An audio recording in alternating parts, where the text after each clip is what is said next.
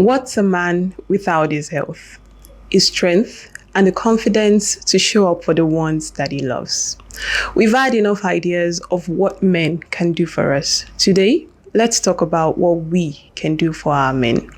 On this insightful episode today, we have with us the Leah Foundation Group, ably represented by the CEO and founder, Her Excellency Dcns Omolewa Ahmed, and the medical director of the Leah Medical Center. All right, so briefly tell us about the Leah Foundation Group. Thank you very much. First, I want to appreciate the organization. Thank you for having us today. The Leah Foundation is a non-governmental organization that started in the year 2011 in the city of Ilorin. And when we started, we had our basic goal was to affect the survival of a woman. So we were working on what we call a SHE concept, which stands for social welfare, the health, and education. Because we believe that when the life of a woman is impacted positively, it affects the entirety of the family and in turn the state and the nation. So, but one of the major programs that we run under the health scheme is the advocacy on breast and cervical cancer, which we have been doing since the year 2013, and we have really done quite a bit on that. We've been to everywhere in Kwara State, because when we started the work, it was seen as a myth. People don't really talk about it. In fact, even when people have cancer, they don't show it because of the stigma. The society, there was a wrong notion that maybe is contagious. So there's a lot of stigma. So even when people are diagnosed with it, they just recoil into their shell. People don't come out to talk about it. They don't even go for medical help. And it was seen then like something that is diabolical. There was just so much misconception around it. And at the Leah Foundation, we took it upon ourselves to try to correct this impression. So going around, and we came to the basics. We had to come to the level of the people we wanted to reach, because we realized that when you talk about breast and cervical cancer, then it's not just about you are literate or you are enlightened or you have the means. It could affect anybody as long as you're a woman and you have a breast and you have a cervix. That's the first risk factor. So we had to come to the basics at the Leah Foundation. We went to the grassroots. It wasn't just, we didn't stay in the metropolis. We went to the grassroots. We went to everywhere where you have a large concentration of women. We were in asalatus, we were in churches, we were on market days, preaching that gospel of screening. Because for us, we believe that, not just for us, generally, it's better, it's cheaper, to screen, to prevent than to cure. So that was the message we were carrying around. In fact, at one point, we produced a local album, still talking about it. And we used the local people that the masses could identify with. And we thank God that over the years, we are seeing a bit of improvement. It's not where we were when we started that we are right now. People are more open, to come for screening. Then at one point also, we produced a local series called Shayewo, which we ran for 2 seasons on Kwara State Television. And these were, because we also believe that when a message is passed in form of a drama, there is every tendency for people to remember. So we tried to bring that home as well. And we went further, because of the enlightened ones, because we realized that the fact that you are literate doesn't even mean that you know.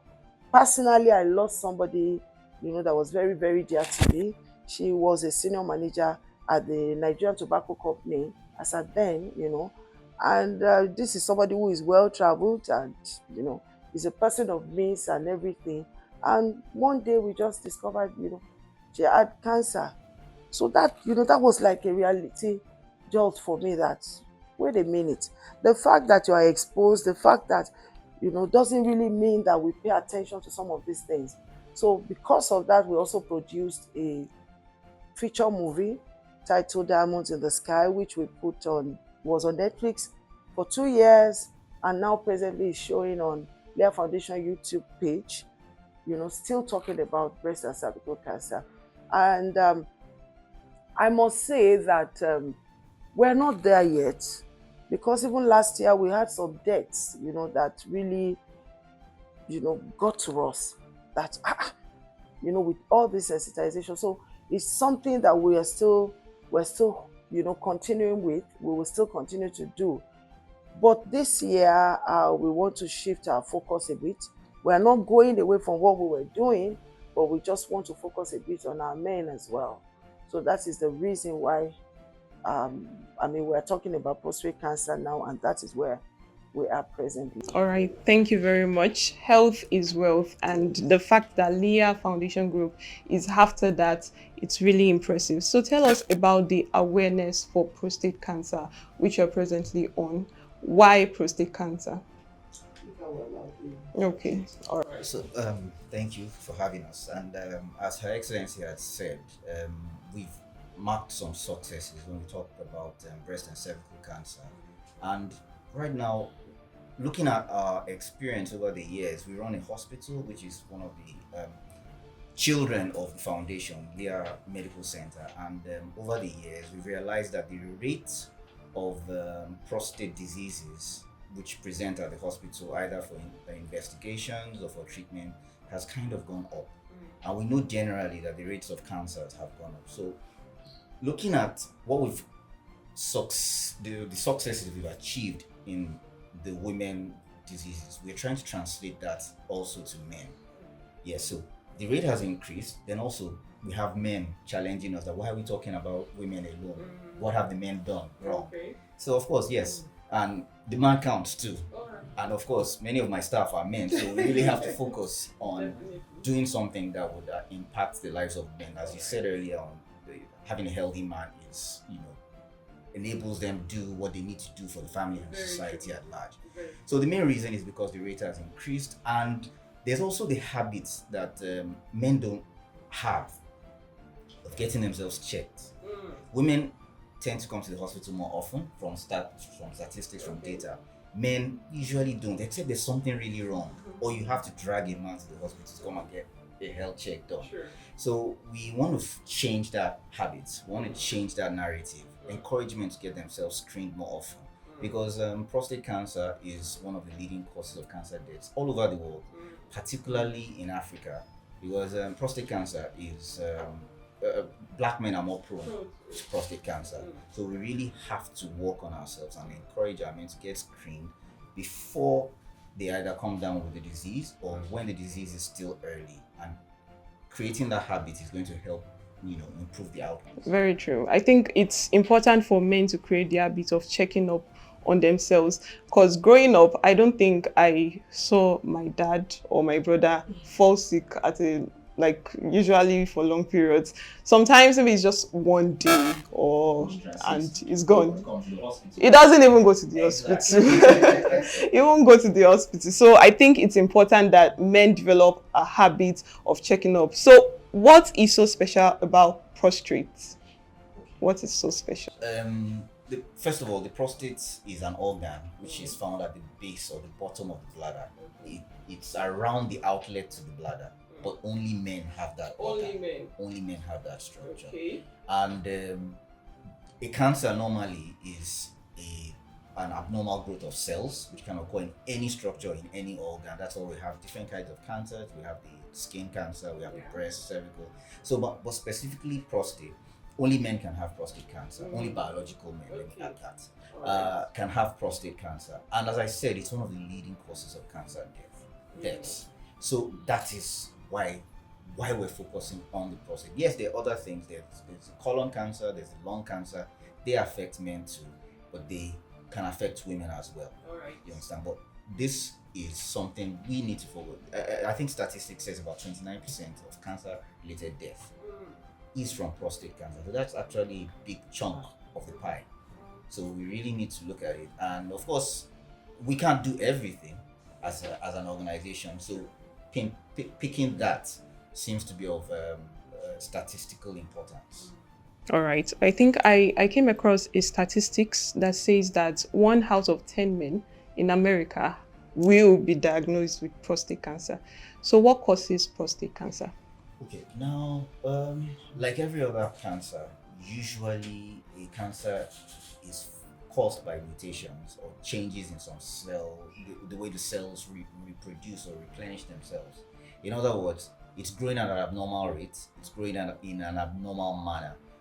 Nature has designed cells to reproduce in a particular manner, maybe the same number, a particular number of genes, a particular structure.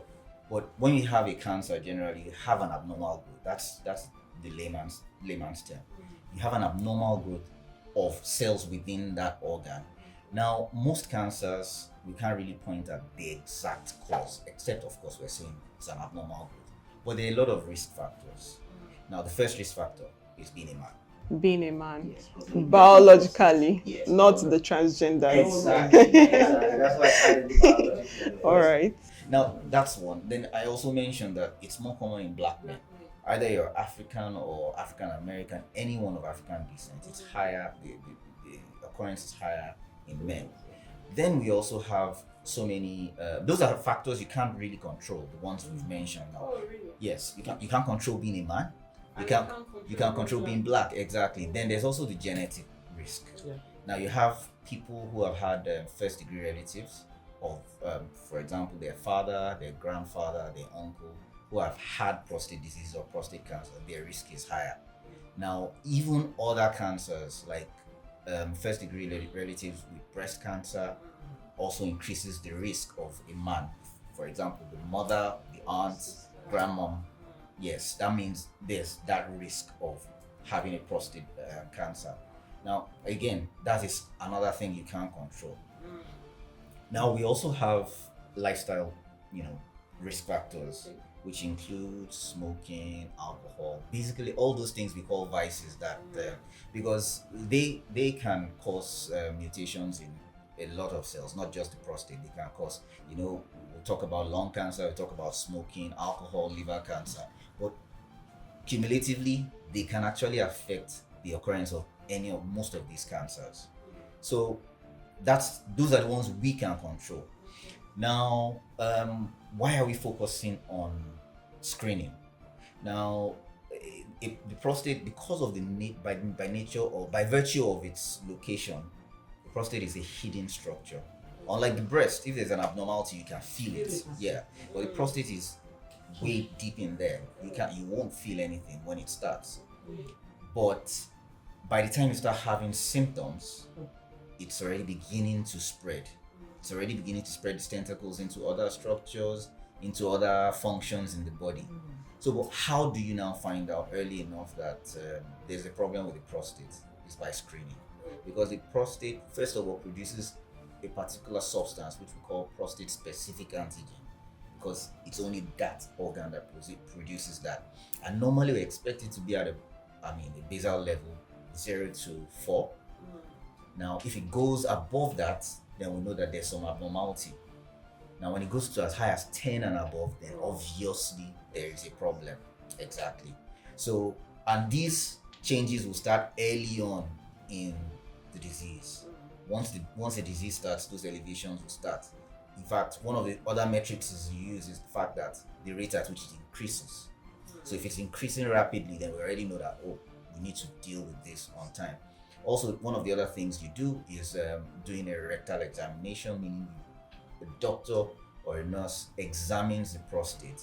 They want to know the texture, they want to know the size, they want to know there's a particular shape it's supposed to be. If it doesn't conform to that shape, then we're looking at a possible problem.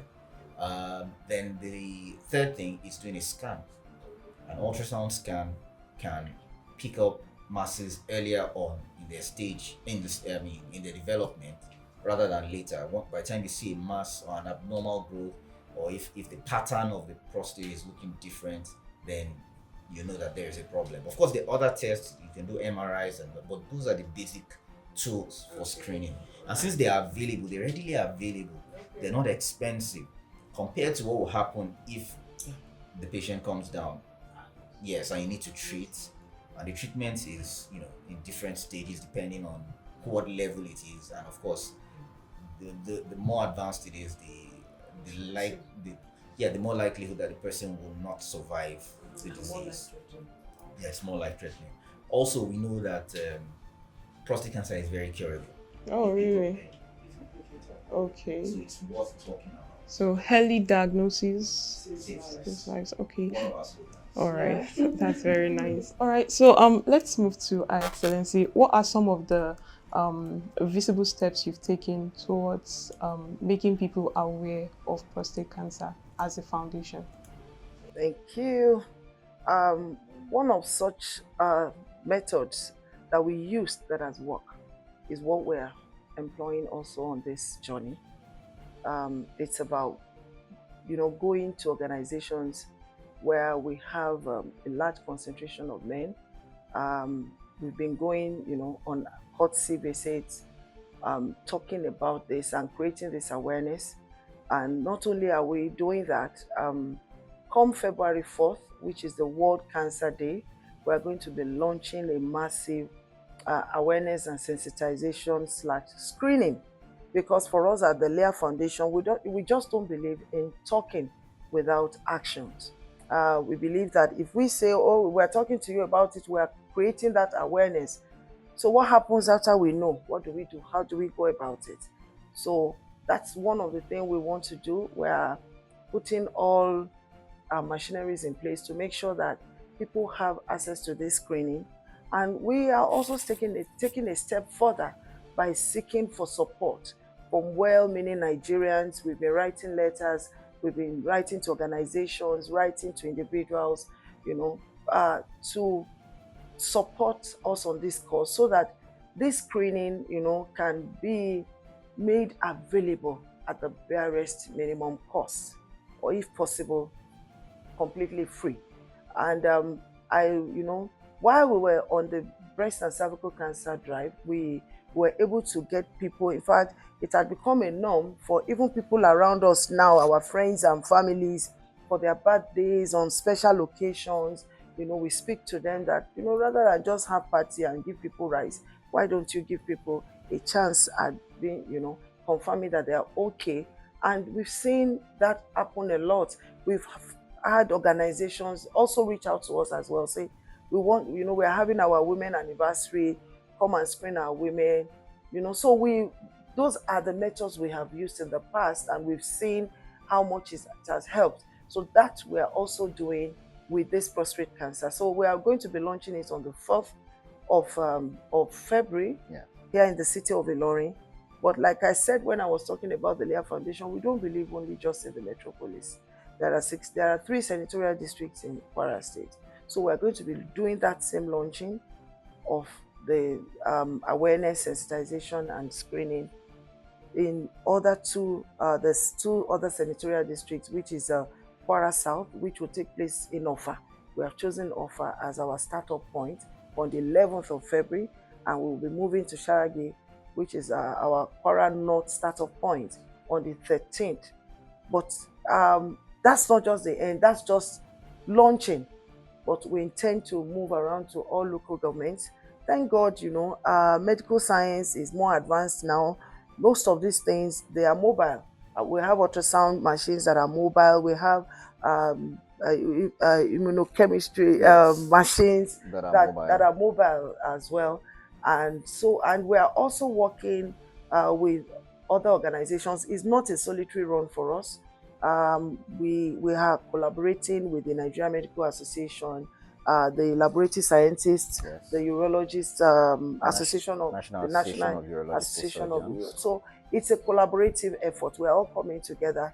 That was how we ran it with the breast and cervical cancer, and we're going to employ the same method. And already we also intend to produce a season 2 of our Shayewo series. We're already working on the script, and hopefully we're trusting God. I'm using this opportunity, to appeal to organizations who believe in causes like this, to support us to produce, that series We are focusing a lot on prostate cancer. We want to show people real life situation, what will happen when you take this step, when you fail to do what you're supposed to do. So those are the methods where we're employing. Of course, we'll be running jingles on the radio. We'll keep going around, writing letters, going to places physically. We'll keep talking about it. Thank you. That is very impactful. Okay, we are still here with Leah Foundation Group, and they're raising awareness on prostate cancer. So, doctor, how will the layman know if he has prostate cancer? What are the symptoms? Okay. Now, before I go into the symptoms, I want to emphasize this particular point. We don't want the layman to have symptoms before getting a diagnosis. I have to emphasize that. That being said, now the prostate diseases vary from a prostate infection, which is known as prostatitis, to a prostate enlargement, which is known as benign prostate hypertrophy or enlargement. And that normally occurs in men above 40. On its own, having an enlarged prostate is not a problem until it starts becoming symptomatic. Then we talk about the prostate cancer, which is what we're talking about. Now, it's more likely that a benign prostate enlargement will start showing symptoms before a prostate cancer would. Why? Because a benign prostate enlargement tends to show signs and symptoms before a prostate cancer. I mean, what I'm saying is that someone who has a BPH and someone who has a cancer, it's very likely the BPH person, the person with BPH, will show symptoms before, of prostate disease before the person with cancer. Why? Because with the enlargement comes an obstruction of the flow of urine. So that already serves as a warning, signal that there's something wrong with the prostate. But remember I said that BPH is not really a problem. So, and we tend to be able to just give medications to manage it in the early phases. If it comes too big, we can, surgically remove some of the prostate or the whole of the prostate. It's called prostatectomy. But now, those symptoms will be symptoms like delay in initiating urine, difficulty in passing urine. Some will have pain on passing urine. You could also have an increased frequency. Because the prostate has grown into the bladder's capacity becomes small, so the person needs to go to the toilet more often. You can imagine someone who wakes up at night normally to go twice, beginning to go 4, 5, 6 times in the middle of the night before morning. It's already affecting their sleep pattern. Then we also have things like there might be bleeding. Yes, because as it's growing into the bladder, it may be, eating into some vessels in the bladder. There may be bleeding, so blood comes out either as spotting. Sometimes we have some cases where there's frank bleeding.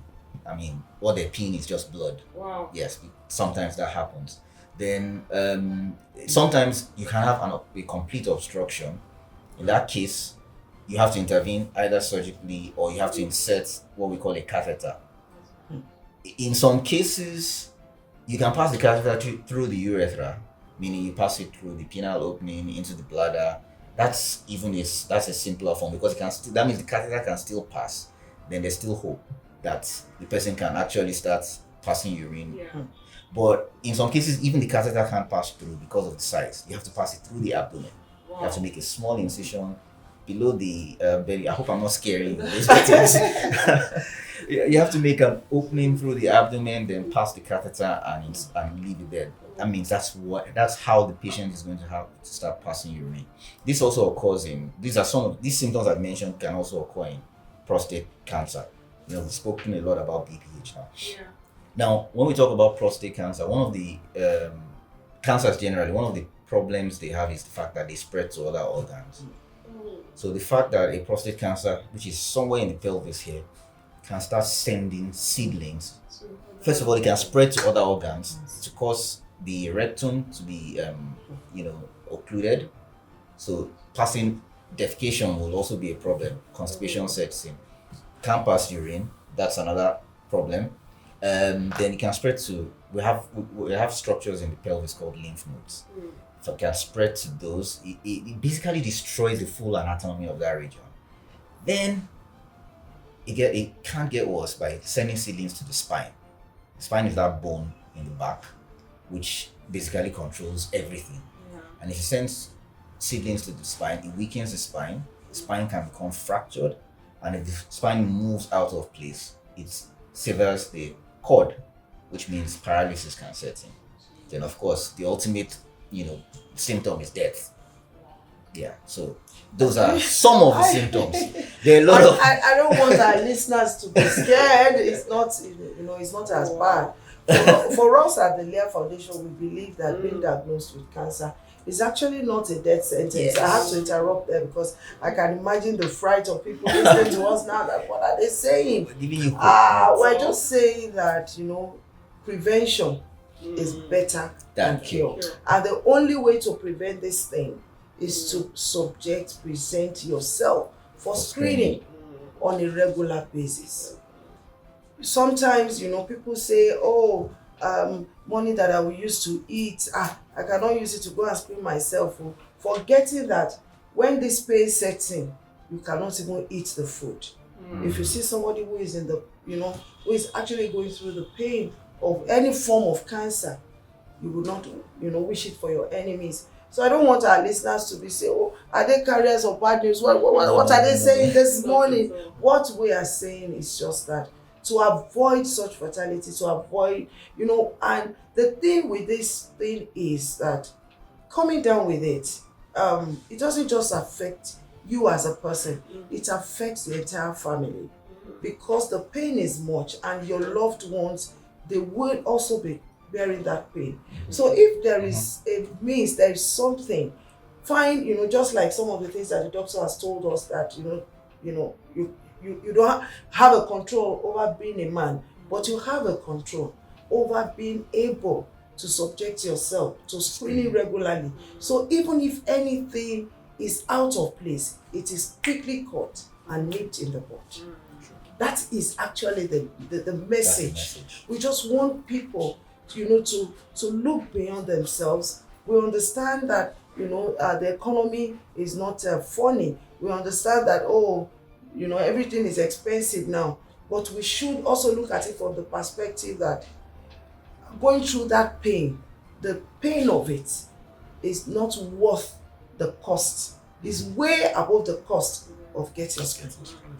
All right. So if anyone wants to get screened, yes, I'm very sure viewers will be interested in getting screened. How do they locate you, or how do you go about it? Okay. Well, screen is something you can walk in to a facility to have done. In Ilorin, we have 3 facilities where you can have yourself screened. With the Leah Foundation. With Leah Foundation, we have the Leah Medical Center, we have Leah Diagnostic Center in 3 locations in Ilorin. One is at number 12 Abdul Karim Adisa Road in GRA. That's where the head office and the hospital is, where we can both diagnose and treat. Then we also have Muritala. There's one at Muritala opposite the CNS Church, Muritala Olorebe House. Yeah. Then we have another office on Taiwo Road opposite the stadium, which is incidentally the location where we're having our first event on the 4th of February. Yes. Okay. All right. So if there happens to be someone diagnosed with prostate cancer, what will Leah Foundation do next? Okay. You mean from the screening program or generally? Yes. Okay. Oh, okay. That's a good one because I was going to say mention. Yes. I was going to make reference to that too. As per tradition, Leah Foundation doesn't stop at screening. That is actually why the hospital was birthed. All right. Because a lot of people, when you screen them, what next? They're positive. What next? Yes. Are you just going to leave them to their devices? So, and looking at prostate cancer, cancers generally, treatment is very expensive. So a lot of people might get diagnosed and won't be able to afford treatment. So because of that, we have a template of management. Now, the next thing will be, how do we fund this management? One of the reasons why we're actually reaching out to people. We've reached out to some organizations. We've got some very positive responses. We're still hoping a lot more people will join because we can't do it alone. So we need people. We've reached out to the pharmaceutical, the association of merchants, and we've gotten some positive feedback from them. So because first of all, chemotherapy is not cheap in this part of the world, exactly. So they can come in sense that they can help either subsidize or donate, whichever they want to do it. Then there's other organizations who actually have a track record for helping with prostate cancer. We've reached out to them. I don't want to mention names yet. Yes. So, but of course, we will mention them by the time the partnership has been sealed. And of course, even as a foundation, over the years, we've treated so many. When we were working with breast cancer and cervical cancer, we've treated so many patients based on what funds are available to the foundation, and that is definitely not going to stop. We're still going to continue that. And generally speaking, we try and make at the hospital, we try and make things at the barest possible cost. Investigations, treatment, everything is at the barest possible, just for us to be able to keep the hospital functioning.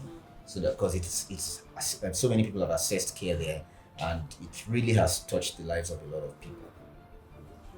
I if you don't mind, I would also like to add to it that the Leah Foundation, we're a member of other organizations as well who have vested interest in this issue of cancers generally. So we also work in partnership with them. There's an association in Nigeria that is called the First Ladies Against Cancer. We have them in different states. These are organizations of both current and former governors' wives that have, some measure of passion and have invested a lot in that area. So we work in collaboration with them. We have other organizations as well that that provides. Some don't do advocacy, they don't do screening, or they do treatment. So it's a collaborative thing. It's not like we work in isolation. So I would like to put that out there as well. So sometimes some of what we need, we assess from other people that we know have the capacity to provide for us. All right, that's very interesting. All right, so she talked about advocacy, screening, and treatment. So those are some of the ways you can partner with Leah Foundation Group.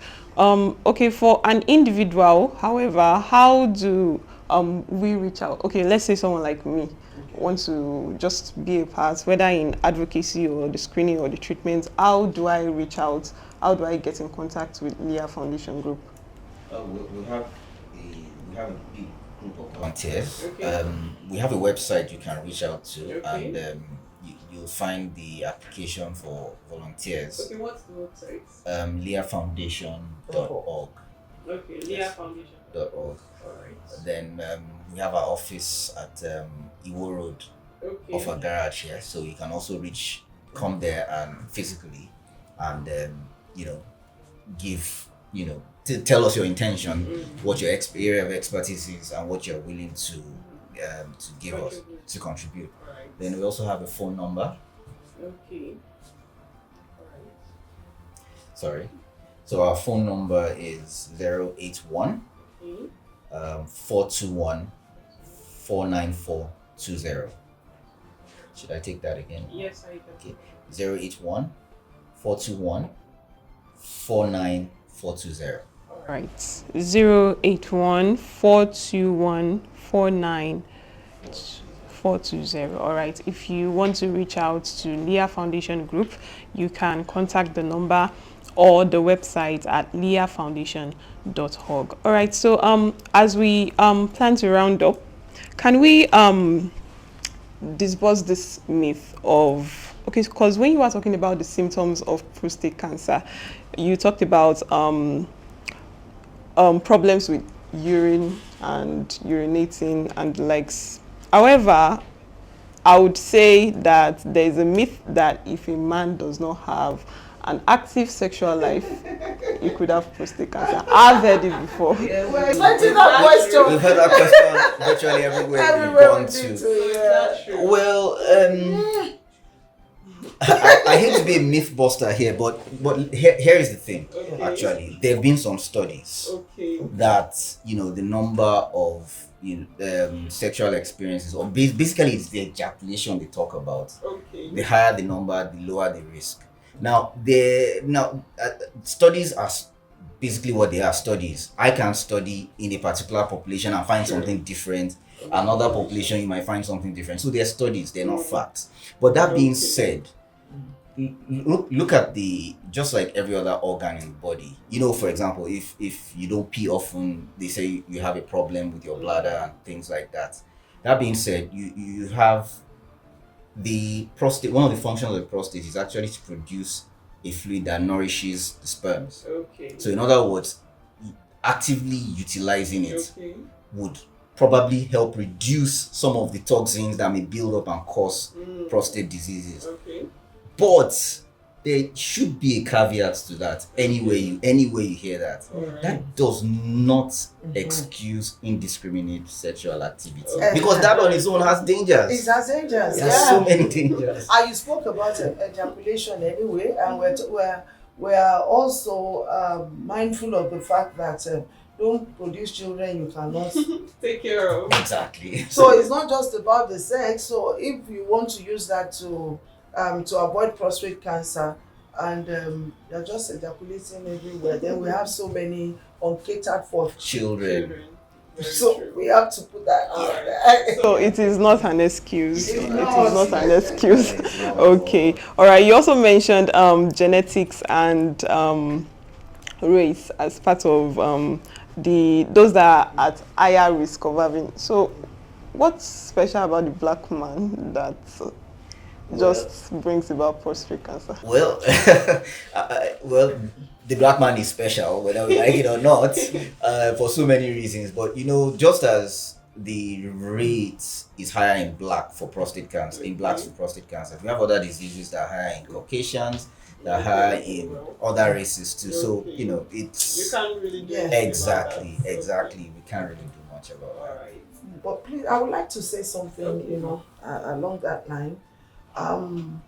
Why what we're doing is very, very critical is the fact that because of this genetic issue, because people are not so used to it. So that means that the generation before us, before our fathers, there's every likelihood that none of them actually, had anything about prostate cancer. Some of them might have died of it. Yes. So it's Very not proven, you don't know. Yes. Because like I have a particular incident that happened. I had a friend that when we met, the story we heard about her losing her mom was that it was diabolical. It was because of a strange woman, some family issues, and we spoke about it, and there were symptoms, or some of the symptoms that were given then. But honestly, the only thing they thought about it was that it was an attack, a spiritual attack. But unfortunately, that my friend now came down with breast cancer. Wow. I'd started this work. So I was able to trace it back, that what the mom actually had at that time, but due to ignorance and because we don't speak about it, was breast cancer. So if she had known that what killed her mom was breast cancer, there's every likelihood that she would have paid more attention to herself. And avoided. So this is very important. Now we're saying this now, we're all out now, because my own father, I believe he doesn't know anything about prostate cancer. So that is why it is important for my generation now for us to say, especially people probably who have lost their parents, maybe at an early stage in life, that you are not sure, there's no medical reason that is given. It's just now that people are even saying, it's not our norm in this part of the world that people die and you say you are doing autopsy. Yes. So majority of people were not even aware of the things that our parents were having before we lost them. So that is why it is important, particularly for men from age 40, probably who have lost their dad or who has a dad that is still living, to please take this opportunity because that is the greatest risk. As long as you are a man, and if you now have a trace of it, that's, you know, we have some celebrities abroad that because they knew their parents, there's one that is even so popular that because she knows that her mom and her grandmom had breast cancer, she didn't even wait, she just did a mastectomy. Yes. Ironically, we even have people who have done that, but it's just that they won't come out and say. I personally know someone who did a double band mastectomy in Ilorin here because she had a family history. Wow, so she didn't even wait for... She didn't wait. She completed her family and she went. She had all her babies and like, oh, you know what? Why do I have to, you know? Because this thing has become a norm. And I want to put it out there, I am, by the grace of God, I'm an evangelist, I'm a Christian, and I believe in the power of prayer. And I believe that there is nothing that is impossible for God to do. But God also believes in specifics. He wants us to know, you want to pray to Him, what are you praying about? Present, the Bible says, bring your strong reasons. So what are you, I'm just saying, oh Lord, I want my health, I want... What about your health? What about your health? Exactly. So please and please, for our listeners, our viewers out there, it doesn't, you know, going for screening does not make you less a Christian. And it doesn't mean you don't have faith. The truth of the matter is, even the drugs we use, it takes the supernatural hand of God for it to, you know, to do what is expected, for it to work. So we still need God, no matter what, in whatever angle, we need God. No matter who you are, whether you're a Muslim, you're a Christian, you are any type of religion you're practicing, there is a supreme being there that is a God, which you need in every of our affairs. So I'm appealing to us, let us not use our spirituality to cover these things. Screening is critical. Screening is very critical. So let's watch our health and our lifestyle. All right, so let's re-emphasize the awareness program coming on 4th February, the location, the date, and the time, and how, so that people can come around. Let's re-emphasize that. February, in the city of Ilorin, we're having a massive prostate cancer awareness and screening program, which is starting at 11 a.m. at the stadium complex. Yeah, there'll be...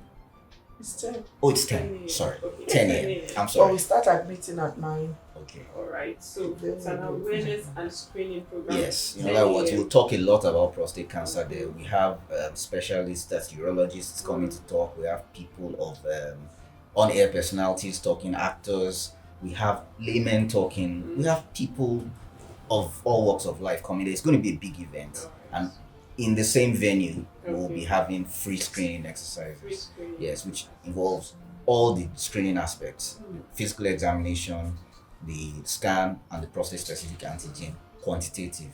Yes, so that's for Ilorin. Yes. Then in Offa, we're going to replicate that in the city of Offa. The exact venue has not been stated yet, but yes, we will give you that information on the 11th of February, same month. And then we'll be moving to Saragi on the 13th of the same month.